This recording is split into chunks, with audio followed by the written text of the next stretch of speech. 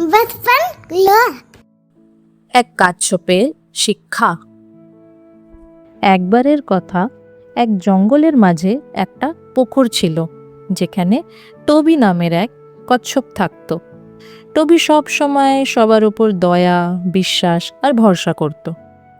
টবির একটা রিকি নামের চঞ্চল হরিণ বন্ধু ছিল, যে প্রায় ওই পুকুরের ধারে আসতো আর টবির সাথে হাসি, মজাক আর ঠাট্টা ইয়ার্কি করত। টবি ভাবত যে রিকি তার সত্যিকারের বন্ধু। কিন্তু একদিন যখন টবি পুকুরে আরাম করছিল, তখন সে দুটো কাঠবেড়ালিকে ফুসফুস করে কথা বলতে শুনল। একজন আরেকজনকে বলছে, শুনেছিস রিকি টবির সম্পর্কে কি বলেছে? আরেকজন বলল, হ্যাঁ শুনলাম তো। রিকি শেয়ালদের বলছে যে টবি একটা কুঁড়ের বাদশা, সব সময় খালি নিজের খলসের ভেতরে ঢুকে থাকে আর কারুর কখনো কোনো সাহায্য করে না। কাঠবেড়ালিদের কথা শুনে টবির মনটা ভেঙে গেল আর দুঃখী মনে ওখান থেকে ধীরে ধীরে চলে গেল।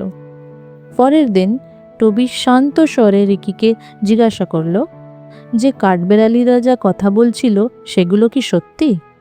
রিকি কাঁধ তুলে হেসে বলল, আরে আমি তো মজা করছিলাম, তুই এত ভাবিস না এসব বিষয়ে। রিকির এই জবাব শুনে টবি বুঝে গেল যে সত্যিকারের বন্ধু হয় সে কোনো পরিস্থিতিতে কখনোই তোমায় বদনাম করবে না। সেদিন থেকে টবি রিকির থেকে দূরে দূরে থাকা শুরু করল। যদিও সে এখনও তার সঙ্গে ভালোভাবেই কথা বলে, কিন্তু আগেকার মতন নিজের মন খুলে কথা বলে না। এখন টবি তাদের সাথেই সময় কাটায় যারা তাকে সম্মান, সততা আর দয়া দেখায়। এই গল্পটা দিয়ে আমরা কি শিখলাম?